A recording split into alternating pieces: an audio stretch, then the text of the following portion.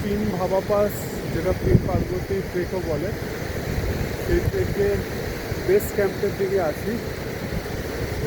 পিছনে আমার স্কুটি আছে, স্কুটি করে এত দূর এসেছি। একটু যাওয়া যায়, কিন্তু এই যে রাস্তা পুরো রিভারে শেষ হয়ে গেছে, তো এইখান থেকে আর যাওয়া যাবে না। দেখুন বিউটিফুল লাগে পার্বতী রিভার এদিক দিয়ে। আর এটাই হচ্ছে পিন ভাবা ট্রেকটা।